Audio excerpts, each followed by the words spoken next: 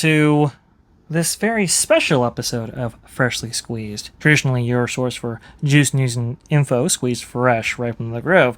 But this time I wanted to go ahead and do something maybe a little bit different. Maybe give you a behind-the-scenes look at what I see every single time that I do a show on OrangeGrove55 or Disney Family Man 23 or wherever I happen to pop in. This is where I'm at right here. So, as you can see, two monitor setup right here, microphone, and this particular piece of kit right here is what we're going to be focusing on today. Like I said, I plan to do some more videos explaining my entire setup, but I really wanted to go ahead and focus on this specifically. This right here is an interface for the microphone that I use. And, well, let's get into that. What am I talking about here? Well, there's a couple of different ways to go about getting your voice into your computer and into a stream or whatever. And some of that, maybe a lot of people actually go the route of getting a USB microphone, where you just plug it into your computer via USB and you're good to go. And that's, I would say, the much more affordable option. Because you don't have to deal with an interface. Well, what is an interface, and why wouldn't you go with just a USB microphone, right? In the form of a Yeti or anything else. Well, audio quality for one, typically an XLR microphone and interface setup is typically going to give you a little bit better quality. However, I will say there are some really, really great USB microphones nowadays, especially as the events of 2020 unfolded and everybody switched to streaming. You've seen a lot, just an amazing proliferation of different products and solutions for people to get their voices heard all around the globe. So you've got some really great potential there. But I went with a more traditional setup. With an interface and an XLR microphone, because I really wanted some even additional flexibility that went beyond just getting my voice in. And you probably heard some sound effects and so forth, and some other features that we have on the show, particularly when it comes to audio. We'll play. For example, we just got done with a show.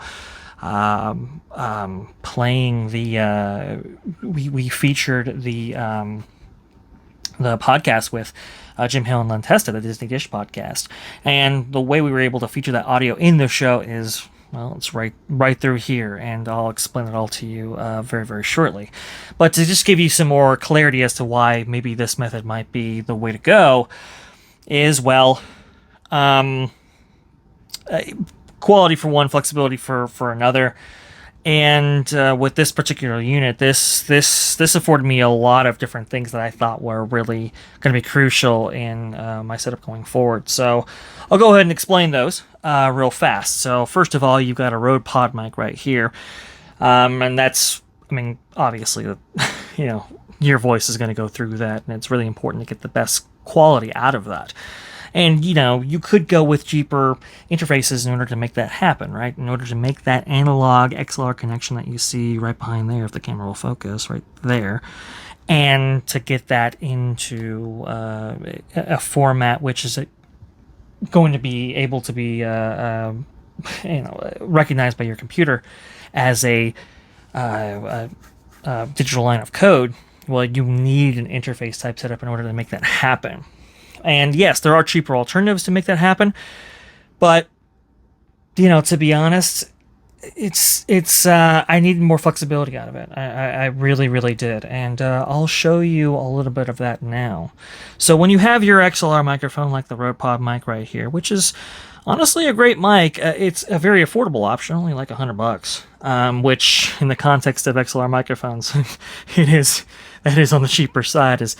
If you can believe it. Some microphones go up into the thousands, really, when you get high-end condenser microphones and so forth like that. But a lot of people, what they'll use in terms of like YouTube and streaming and stuff like that, they'll either use the Electro Voice RE20, but most frequently you'll see the Shure SM7B microphone, and it's a nice sounding microphone, but both of those are upwards of $400, really. And it's like, what if there was a way to get a similar type of performance out of those microphones without having to spend that much money? Well, that's what this gives you, and a whole lot more. So this is kind of why I wanted to focus on this. As you can see right here, you have 8 channels here, and it's really kind of simple. Channels 1 through 4, those are the 4 different microphones that you can actually plug into this. And there's some settings in there, which we'll get into. But this one right here is your connection to your computer. That sends all the audio from this unit into the computer directly. And it also provides an output that allows you to hear what's going on. So, when I'm talking to OG, in order for me to hear him, this is what that channel is going to be for as well. So it's kind of in-out kind of thing. Right here, this is for, really it's kind of for mobile devices, but it's an auxiliary input. You can use it for anything, and I actually do use that in order to get audio from my computer back into this system so that you all can hear it on the show. Right here, you'll see I have a web page open up right here. Well, if I had a YouTube video playing or whatever, and I wanted to get that audio into a format which you can actually hear on the show, and we've done this before. We actually play videos this way, and we just pump the audio through this interface right here and back into the stream. You can actually do that, set up on kind of an app per basis. So you just go into your sound settings, in this case in Windows 10, go into the playback tab right there, and you can go ahead and set where audio goes. And if you want to get on a per app level, Windows 10 has its own sound settings that you can do that in. And so that application, which is, I think it's Mozilla Firefox right there, all of that audio is being streamed directly to this machine right here through that auxiliary input. So it's really kind of cool. It's not the best way to do that, obviously, because you're taking what was a digital signal, converting it into analog, then converting it back into digital. And that can have some downsides to it, but it's worked well so far, so we'll keep it going, but that might be changing soon. I'll describe that later as well. Over here, Bluetooth, so the camera which I'm recording on this on is my phone, obviously, and if I want to have any of the audio actually pumped into the mix right here, before it hits the stream right there, so that you all can hear it on the stream, and go ahead and do the same thing. I believe I actually did that specifically with the Jim Hill audio. So it's right there, and that's a great tool as well. And right here, this is the fader for the sound pads. So, if you hear any of our famous drops, like, the Death Star drop or whatever, it's right on there, right on tap right there. And it's this has become a really, really kind of fun feature of the show. A lot of people have they get a lot of reaction to it, and it's great to see, but it's all right there on tap, and it is beautiful. You have a lot of options when it comes to that. You can make it a latching sound effect like the Death Star drop, or you can make it just a single tap sound effect. There really is some flexibility right there. You've got these 4 knobs for potential headphones if you want to go ahead and use those. Really, honestly, this interface was really meant for like podcasting, and kind of in-person podcasting. It was only until months later, after this original unit came out, to where Rode put out a series of firmware updates that made it usable for streaming in the capacity that I use it for today. But as part of that, you do get some knobs right here that sometimes I make use of, but ideally you want to go ahead and kind of set this and kind of forget it. Once you get your headphones to a level that is good for you, really your mixing should be coming from the faders themselves, which I do quite a lot of, as you can imagine. You've got a monitor output right there, monitors as in speaker monitors. I never do use that. And you've got some inputs and outputs right there, but I really wanted to go ahead and get into these features right here. So when you actually plug in a microphone to any one of the 4 channels right here, you get the option to have some real-time effects added onto it. And this is primarily why I wanted to go, at least originally, why I wanted to go with this interface over any others, because these are real-time effects that happen on board this unit before it's actually sent to the final stream, which you hear. So it really improves audio quality. Anyway, there's a series of presets that you can select from, depending on what microphone that you actually use. I have it on the Rode Pod Mic setting, as you can kind of see right there. It's kind of hard to see. I do apologize, but we'll get through it the best we can. Then you have your gain level, which, if you know anything about audio, your gain level is unbelievably crucial. I mean, you can kind of think of it like the gasoline for the car, right? It fuels the entire operation, and it provides the fuel that you need to drive this microphone and actually have it be intelligibly heard. So it's really crucial that you get this gain level set. And you'll see, as I'm talking right here, not really into the mic, now I'm kind of into the mic where I should be, you can kind of see that it's in the green level where it should be, but maybe not necessarily as much as it could be, and that is a choice that I've made. Unfortunately, the preamps which actually drive the gain to that microphone aren't of the best quality. So, if you add some additional gain to this, what you might hear is maybe some background hiss or maybe some additional noise that might be undesirable. So I kind of back off of it and just kind of pump it up with the fader right here in order to get kind of an intelligible level. But if you hear me if I hear kind of low sometimes, well, it might be because I'm not pumping the gain maybe as much as I probably could be.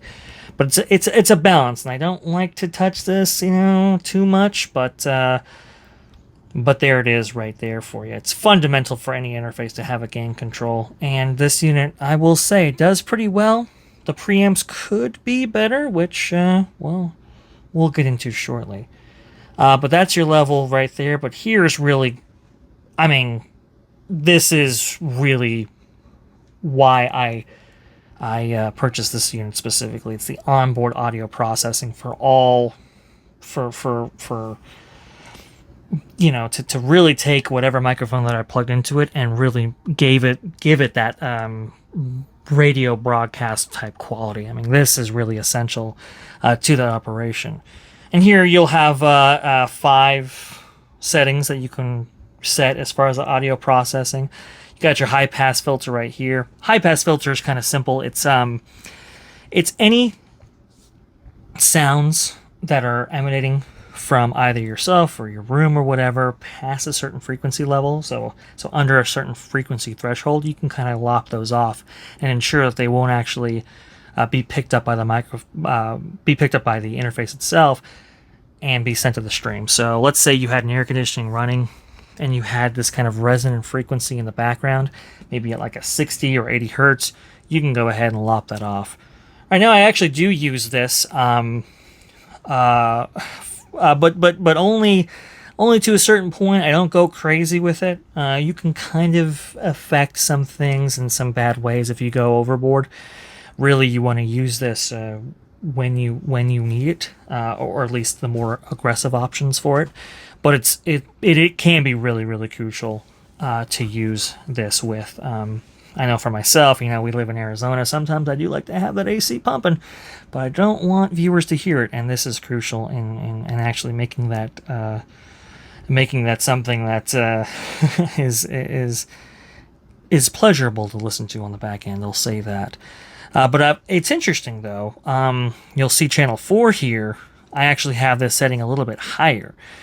And the reason why is because I actually have 2 mics connected to this, not just this mic, but another mic that I use in another part of the room that I'm actually doing this in. For a series of conference calls. Sometimes I'll call OG, and sometimes I'll use this mic for that purpose and stuff like that. And with that mic specifically, I actually had a resonancy frequency issue that was really, really odd. Very strange. And I actually determined that where I had that mic actually placed, it was picking up the resonant frequency of the computer that it was sitting next to. It was reverberating, the fans, everything like that. Those were reverberating down into the boom arm I had it connected to and into the mic itself. It was a very odd thing. But this high-pass filter was able to get rid of that, and get rid of that extremely well. So high-pass filter, good to go.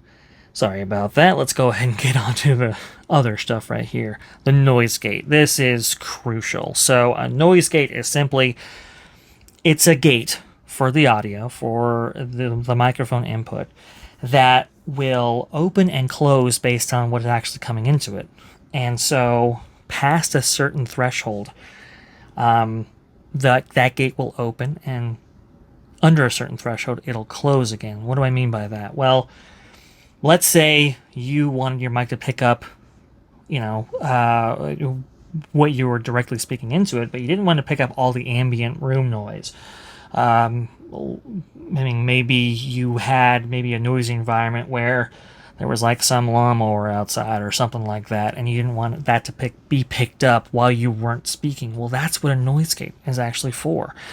And this has actually saved my butt a lot of different times. You would be surprised how often that this comes into play. The threshold's pretty low, and that's just because, I don't really have an issue with a kind of ambient noises and so forth, but when I do, I go ahead and leave this on, and I can kind of, it's that comfortable feeling that I'm going to be taken care of no matter what actually happens. And so this right here, this is one of the big factors as to why I actually selected this unit specifically, because I knew that if I was going to be doing this, if I was going to be joining OG on a more regular or continual basis, I wanted to ensure that I was putting out the best audio that I possibly could to your viewers at home, and this is one big part in that. Anyway, you have a de-esser. A de-esser is basically, think of it as if you have some harsh sibilances, or sibilances, I think is the term for it. If you have some hard S's, this will remove that a little bit. This will make it a little bit softer in the microphone so that it won't be as annoying or ear-piercing potentially on different audio systems that you might be listening to the show at home. So that's always good to have. Not, extremely game-changing, but again, anything to help out the voice. A compressor. Now, this is really fundamental here. Compressor is basically, it keeps your high points from peaking past a point where you might want. Okay, so for example, if let's say I get really passionate about a subject, right, and maybe my voice, you'll actually see on there, it'll actually go up a few notches. Well, let's say I wanted to go ahead and keep that from actually happening to a point where my voice might clip, or the audio might clip, or I might peak to a certain point where it might be undesirable for the viewers at home, for any number of reasons, right? A compressor keeps all that in check. It keeps the peaks from actually occurring, and compresses them in order to keep them within kind of a threshold where it's where you want your voice to actually be in the final mix. So a compressor is really, I gotta be honest with you, it is very, very integral to kind of how I speak and my speaking cadence. It is very, very crucial, and I would implore anybody, hey, look, this is why out of all of these effects that we have on here, all this audio processing that we have on there, a compressor is usually a mainstay on any mixer or anything else you might be using as an interface to your computer, because it is that kind of what is it? It's of unbelievably importance to the final mix. I will say some restraint has to be had as well on this. You can get into a realm where your voice becomes unnatural, so you really only want to use it to handle those peaks and use it what it was designed for in order to retain the audio quality of your voice, which is what you're doing this all for. And then you have your affix processing specific to this unit. So This is some really cool stuff. You have the oral exciter and the big bottom setting. Oral exciter, just add some top end, some sizzle, some spice onto your voice to make it sound maybe a little bit more intelligible, a little bit more clear. The high ends are kind of more pronounced. And I will say this microphone is a little, I mean, it's high end as it is. If you look at the EQ curve, it's basically like that, right? Where you've got a little bit of more bottom than a traditional microphone, and you got a little bit more high end than a traditional microphone in order to make speech more intelligible. But I like to add just a little bit more to my voice, because my voice in particular, I don't know if you guys have heard, but it can be very unclear. My voice is very mid-heavy, so anything to make me sound a little bit more intelligible, I will go ahead and activate. And then you have the big bottom right here, which is a really kind of fun setting. I don't I don't use it too extensively because I do have some natural resonant frequency in my voice, but I like to add it just a little bit just to add some warmth. So if you hear it on your speakers at home or your headphones or whatever, you hear my voice and maybe it has maybe a richness or a fullness to it, that would be why right there. So it's a nice feature to have, and again, all of these features are really nice, and again, it's all in real time, all before it hits the final mix that your ears actually hear on the stream. As you can see, StreamYard's open there right now. All of these things will go through this machine right here, be processed, and then sent to the computer in real time. And that is, I can't tell you how important that is. You know, you really want the CPU on your system to do as little work as possible. And so onboard audio processing is a great feature to have. And I really have, and you can see right there, those are the levels that I constantly look at in order to ensure that the mix that I have going right now, what you hear at home, is of a level that is consistent, right? You never want any external audio or any microphone input to be louder than the other. You want it all kind of mixed at this kind of this nice threshold that doesn't peak from one source to the other. So that's kind of how I achieve that right there on that screen.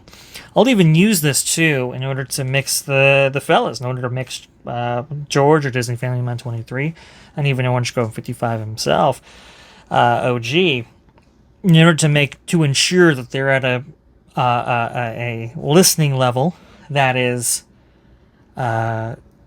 very even across all of the various speakers. I'll go ahead and ensure that's actually happening with this right here. This these kind of these broadcast levels essentially. It is a very helpful tool, and this whole thing has been phenomenal. And you can see here what I'm talking about when it comes to the mix right here. Let's say I throw on that kind of Death Star, what is it, the balls of the walls alert, right? You can see how loud it is in the mix every single time that it actually comes on. I like everything about 15 dB. I think it's pretty good. And you can kind of see how we can control that through this. It's all, I mean, honestly, this has been a great tool. It's been wonderful, but it does have some downsides, as I indicated before. And there are additional features that I want that, unfortunately, this unit doesn't provide in totality. And that brings us to this. Oh, isn't that interesting? Now, I will say that doesn't make this unit irrelevant. This unit is unbelievably amazing, and yes, it will still find a home on the channel, but well, it's got a little bit of a competition now, let's just say, and this might not be the main driver, at least for me, when it comes to the show. So stay tuned for that. I want to do a part 2 to this, going over all the features that this has to offer in comparison to this, and see how the show might be changing a little bit because of it. So Anyway, I hope you enjoyed what you saw right on there. I hope you enjoyed a look behind the scenes, as it were, right? And maybe I can do this, more in the future, based on, feedback that we get on this video. What you want me to go into? You want me to go into the mic? You want me to go into the cables that I use? Oh, Mogamis. Maybe those are a particular brand. Maybe there's a reason why I use those. Maybe the camera itself, lights, maybe my system as a whole. If I go back here, you've probably seen this on the show. Maybe we can go ahead and get into that, and maybe I can, maybe share the knowledge that I've accumulated over many years. And, kind of help you guys out, whether it be your channel or whatever. So, please give us a comment below, like, share this video. I thought this was really, really fun, and hopefully you guys enjoyed it as much as I did. Anyway, I will I'll go ahead and talk to you later. You guys have a good day. Thank you.